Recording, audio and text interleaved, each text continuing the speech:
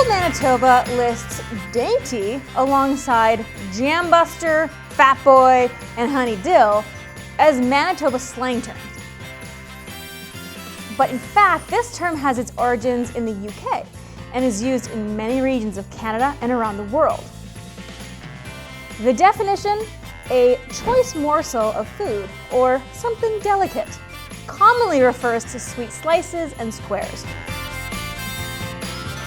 In this video, we're going to break down the key elements of a killer dainty tray and share 3 recipes for dainties suitable for all skill levels.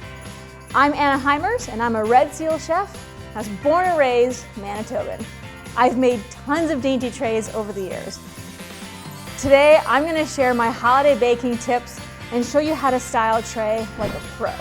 Let's get started. Okay, let's not burn the place down. The key to stress-free holiday baking is to choose a mix of low-effort recipes mixed with a couple of showstoppers that will really stand out. I always like to include a variety of flavors and textures, and most importantly, I want recipes that make a big batch that lasts through the holidays. So my recipe for peanut butter honey rice crispy treats checks all those boxes. They're simple to make, but we're elevating them ever so slightly for the holidays. And really, what could be simpler than a no-bake cereal bar made right in the microwave?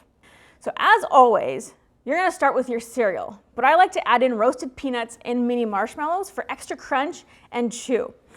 A little added tip is if you're not sure how much your pan fits, I like to measure all my dry ingredients into the pan first. It's a 9x13, or if you're using a bigger pan or a smaller pan, just put it in the pan first, and then you'll dump that into your big bowl. So we're gonna throw these right into our dry mix. These, I love adding them just because they're a little extra gooiness, a little extra chew in with your cereal bar. And it's gonna also help to set them, okay? So we've got that together. You can kind of give it a little mix by hand so that it's evenly spread throughout. So then we'll create the mixture that binds it all together. So here we've got about 1/3 cup of butter. This is gonna go straight into our bowl. We've got a good portion of peanut butter. It's about 1 cup of peanut butter. I am team smooth. However, I will let it roll if you're using chunky peanut butter here, okay? And then we go in with our honey. And so honey, you're gonna use about 3/4 cup of honey. Bee-made honey is proudly 100% Canadian, fully traceable, and comes straight from their beekeeper owners. It ensures authenticity in every drop. Okay, so I'm gonna take this over to the microwave.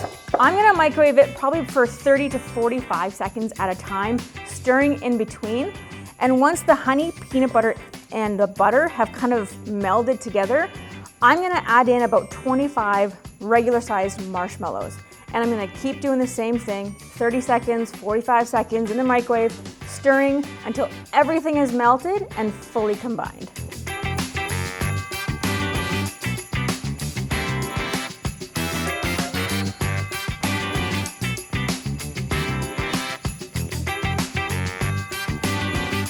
Okay, so we're all mixed in. I've got just a lightly greased 9x13 pan here. And in she goes. Now, a couple tricks here for getting it nice and patted in. You can either use the bottom of a measuring cup, grease the bottom of a measuring cup, and just press it in. Or, if you have a little piece of parchment, just stick in the top and then just pat it down. And you want to be quite firm and make sure it's quite even throughout the entire pan. Make sure you get those corners. They sometimes get missed. And also, as soon as it's done with flattening out, you're gonna put it in the fridge with the parchment on it. Because if you take it off too soon, you might get some chunks that stick to it. When it's chilled, that'll separate. So the parchment should come off pretty clean. So while it's cooling, let's get started on our next recipe. In my opinion, it's not a dainty tray unless there's butter tarts. Butter tarts are classic prairie fare, and although some people might be intimidated by making tarts, they really aren't that hard, especially if you get a little help from the store and purchase the prepared pastry tarts. My butter tart recipe is a little bit unique. So in this pot, I'm throwing in my butter and brown sugar to melt first. And this is gonna form a smooth mixture. You might get a little bit of granular still from the brown sugar, but it's gonna be pretty much combined. So to this butter and brown sugar mixture, we're gonna add our corn syrup and honey. Doesn't matter what corn syrup, whether it's golden or the lily white corn syrup, it will also work.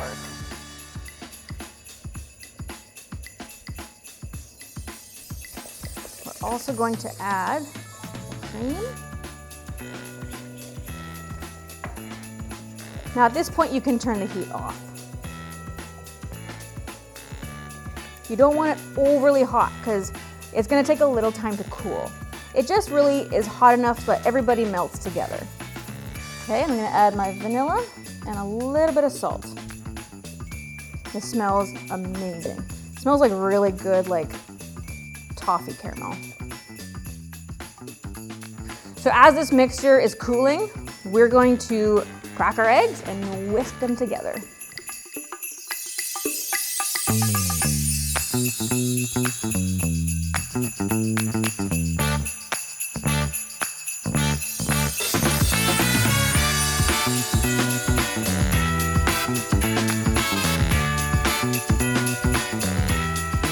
Okay, so this mixture has cooled.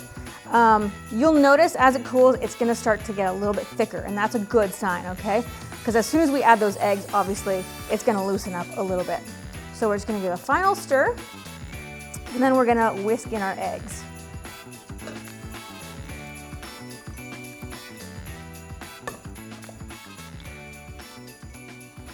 Now you want these whisked in so that obviously we don't have any eggs remaining, it's just all thoroughly combined.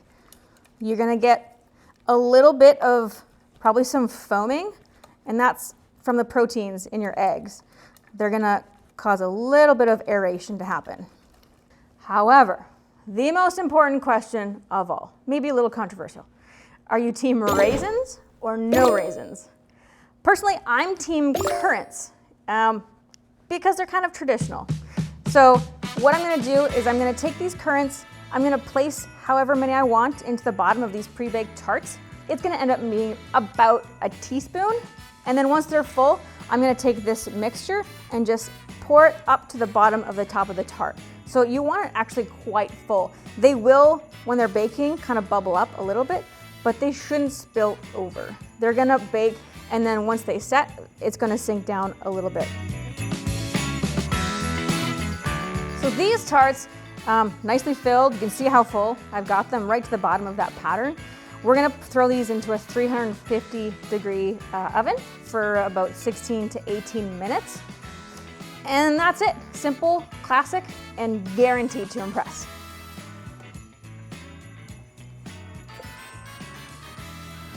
Every ingredient tells a story, and every story connects to you. Thanks to sponsors like Bee Made Honey and the Manitoba Egg Farmers, we get to help tell those stories. If you're enjoying this new direction for great tastes, please consider subscribing. It supports the channel and Manitoba's farmers and ranchers. It also will notify you when we share something new. A great way to keep holiday baking affordable is to utilize technique to turn simple ingredients into something extraordinary. A meringue is a great way to do that.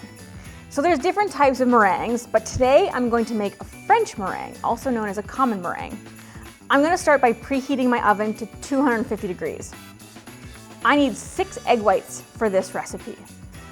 So my trick for separating egg whites is very fun, let's say, okay? Because I crack the whole egg into a bowl. Shells in one. I'm just gonna use my fingers to scoop out that yolk. I kind of let the whites sift through my fingers, and it'll just naturally separate. And now you've got a little yolk in your hand, goes in a separate bowl. And hang on to those for later, because those make a brownie richer, or you can use those if you're glazing your beef Wellington, okay? So now we have a perfectly separated egg white. These are gonna go straight into our mixing bowl. I'm also only gonna do one at a time, because on the off chance that you might have a yolk that breaks, you do not want any fat to go into your egg whites. Fat in the egg white, you're never gonna get a properly whipped meringue. It's like the nemesis. Although they're lovely together, they also don't like each other when you're building a meringue. So we're gonna do our best to get all this white separated from the yolk. Did you know that hens fed a larger portion of wheat in relation to other components of the diet produce eggs with pale yolks? A diet containing a high proportion of yellow corn, for example, will result in eggs with much darker yolks.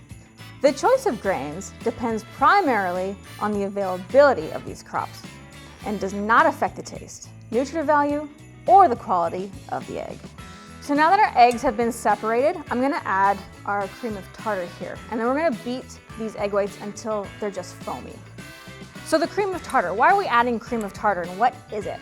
So cream of tartar is an acid. An acid works with the proteins in the egg whites to kind of create a stronger bond. It kind of acts like a stabilizer.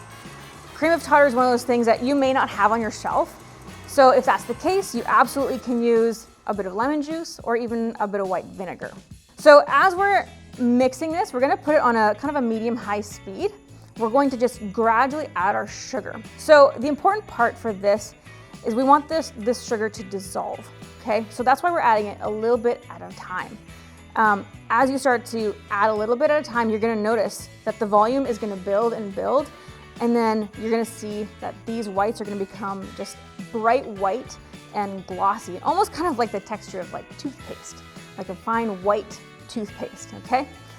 The type of sugar matters here, okay? So typically we like to use fine granulated sugar. However, if you don't have it, you absolutely can always run your granulated sugar through a food processor just to get it a little bit finer. So we're gonna just turn this mixer on.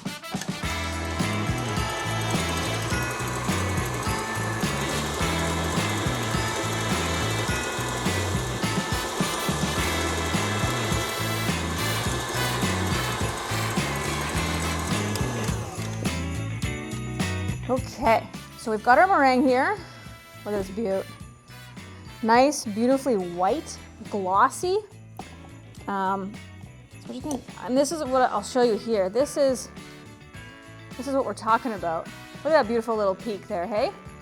So if you really want to see if it's perfectly done, you can just dip a little bit. Dip your finger and rub it together, and you'll feel if there's still some sugar in there. If you feel a couple granules, it's not the end of the world, okay?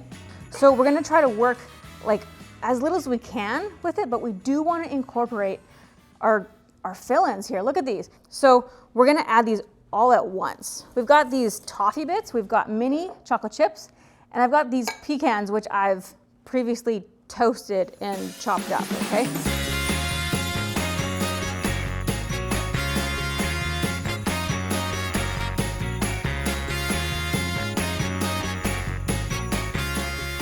Okay, so they're pretty much incorporated here. Now, a few options here. You can use a piping bag if you have one. I'd use a wide tip because the chunks in there might tend to get kind of crowded at the tip. However, if you don't have a piping bag, you can also just use kind of like the drop cookie method. I've got 2 spoons here. Now you can make them as big or as small as you want. Kind of aim for maybe, you know, slightly smaller than a golf ball, I would say.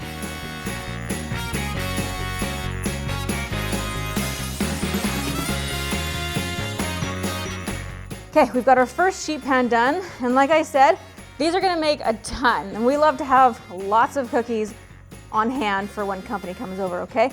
First batch is gonna go in the oven for about 35 to 40 minutes, and it's about 250 degrees. So if the meringues are starting to brown in your oven, then that means your oven's too hot. So just reduce the heat to about 225. After 40 minutes, if you have the ability to leave them in the oven to cool for a couple hours, they'll become even more stable. Just prop the oven door open a little bit to let the heat escape, or let them cool on the counter. Okay, so we've topped this Rice Krispie cake with a layer of chocolate. And just to add a little extra love to it, we're gonna throw on a little bit of flaky sea salt. And this will counteract the sweetness just a hair. That's why we also have those beautifully salted roasted peanuts in there. It's just a beautiful little contrast, and it's gonna be so decadent on your platter, okay? So these 3 recipes alone would be perfect for a small dainty tray. However, for medium-sized platters, you might want to make 4 to 5 different options. And then for larger platters, you might want to make up to 7 different varieties of treats. Keep in mind, not all items on your platter need to be made from scratch, okay? So we have our meringues, we've got our Butter Tarts, and we've got our Rice Krispie squares here, but we've also added a little bit of supplemental treats just to fill in the blanks here. And that's totally okay. You can use a box brownie mix, or even I like using any sort of foil wrapped candy. This is gonna just kind of fill in the blanks just to add some contrast and color, okay? So when you're building your dainty tray, anything that's just a single layer, it just might lose a bit of the appeal. So anything that can be stacked, you should probably stack it. So our Butter Tarts are really great for stacking because they have these little edges here. We'll start with 5, and then you can easily just put a couple more on top, just like that, right? Then we've got our meringues. We're gonna plate our meringues next. They're kind of a nice contrast to the brown. So we've got these beautiful white meringues, and they also can be stacked very gently. They are a little bit dainty. However, because they look so nice and in good contrast, there you go. You can just start with that, okay?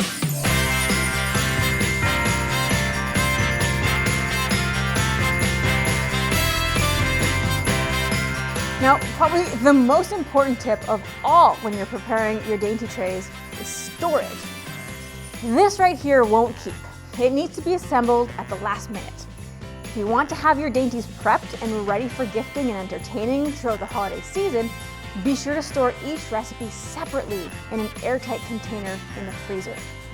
That way, they will stay fresh and true to their own individual flavors.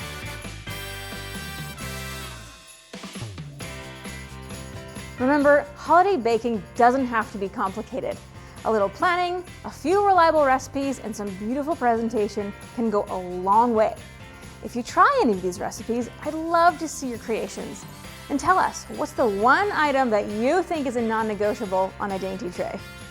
You can find links to the full recipes in the description below. And subscribe for more as we are sharing new stories and recipes every Friday. Whether you're here for inspiration, information, or just some good company in the kitchen, you're in the right place.